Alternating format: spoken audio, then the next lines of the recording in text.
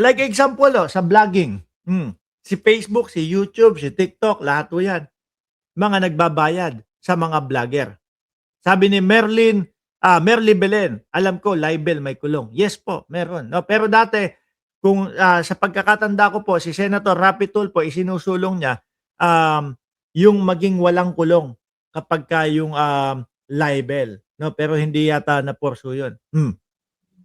Facebook, YouTube, everything, malaki po ang mga bayad niyan, mga kababayan. Merong umaabot ng, kalahating milyon, merong umaabot 1,000,000.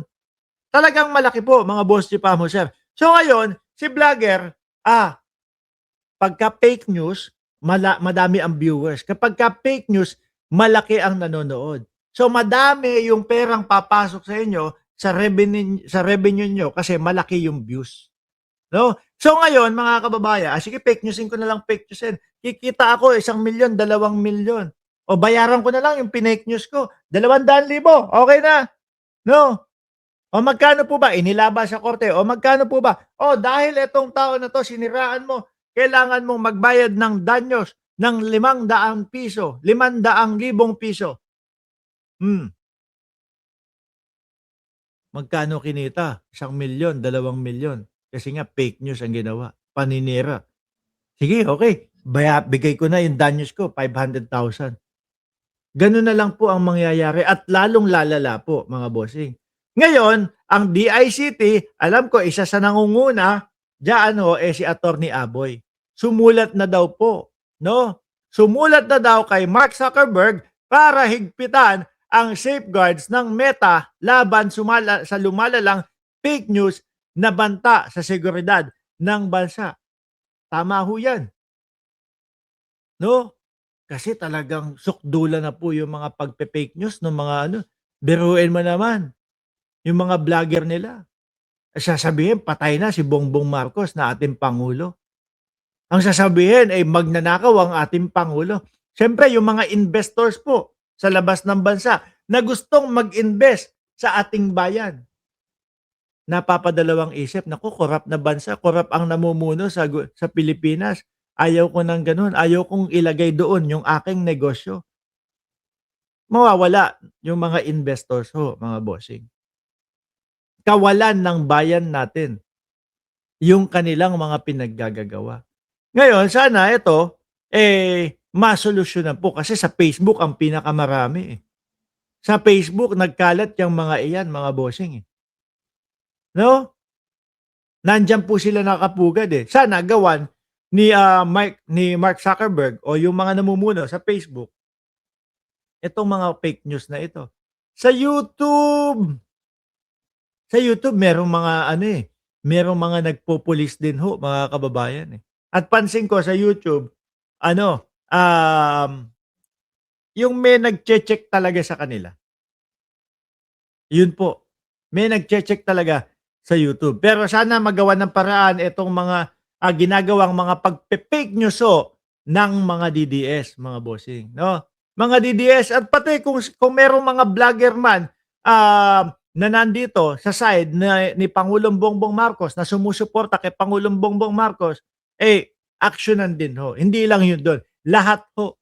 Para maiwasan natin mga kababayan, yung mga mapidan tayo o malagyan tayo ng mga maling impormasyon. Ngayon, may nakita ako, umiikot po ito, 'no? May nakita akong post, kinuha ko lang mga boss Chipamo, sir. At yung mga DDS nagkokomento naman po dito sa, post na ito. Yung mga DDS nagsasabi, "Naku sige, laban na." Ngayon napaisip ako, 'no, kasi meron silang gagawing pagpupulong bukas mga bossing, 'no, Abril 12:00 ng katanghalian o ng hapon, saan daw po nakalimutan ko, yung kanina binanggit na ho natin, mga kababayan. Alam naman natin ang lakaran at galawan niyang mga 'yan. Paggiba lang po o destabilisasyon lang po sa gobyerno ni Pangulong Bongbong Marcos. Nakita ko ito na post ng MNPC, Metropolitan News, 'yun, tsorba, kung ano man 'yan. Oh, sabi daw dito ni Pulong, mga kababayan, kung totoo man, pinaghahanda po yung mga DDS, 'no? Pinsan kong Mark Zuckerberg, maghigpit ka na, sabi ni founder ng Cereza Force. Uy, happy birthday sa'yo. Sabi daw ho dito, mga kababayan, pinaghahanda yung mga DDS. Maganda tayo sa paparating na April 22, no? Ano na naman meron diyan? Mga hindi po yata napapagod itong mga ito. Meron na namang ano, meron na namang, mautog. Maganda daw sa paparating na April 22 sa paglabas ng desisyon ng ICC. Mangunguna tayo sa pagsugod sa Malacanang upang bawiin kay Marcos ang kapangyarihan at maupo na si Inday bilang pangulo ng ating bansa. Naku, kung seryoso man kayo diyan, ha? Siyempre po ang mamamayang Pilipino hindi papayag diyan sa ginagawa o sa sinasabi nila. Baka unang-una po na nandiyan sumugod para kontrahin kayo, baka po ang mga kakamping, 'no? Unang-una, ayaw ng mga kakamping na maging presidente si VP Sara Duterte. Bakit? Tignan niyo nga yung mga pinagsasasabi. Tignan niyo nga ho yung mga press conference. Tignan niyo nga po kung may nagawa ba talaga ang Vice Presidente na hanggang ngayon po yung mga DDS, hindi pa din po nila masagot kung ano ang nagawa ng Vice Presidente. 'Di ho ba?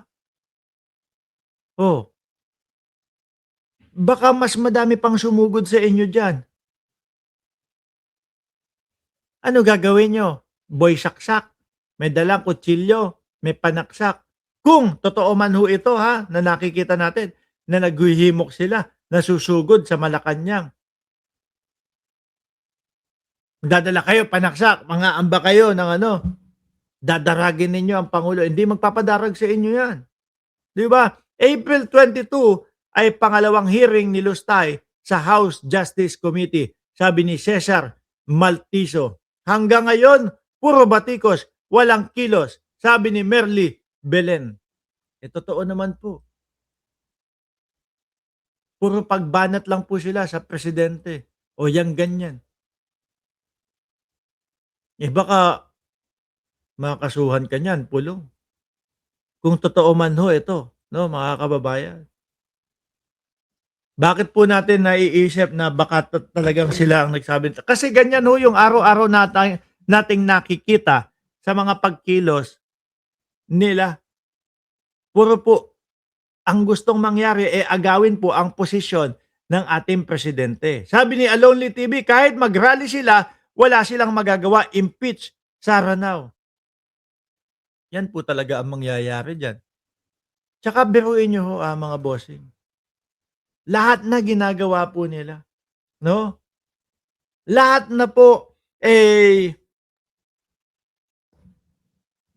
lahat ginagawa na nila, lahat na po, sinusubukan nila. Hindi umubra yung patay na ang pangulo, stage 4 cancer. Hindi nila mapatalsik si Pangulong Bongbong Marcos.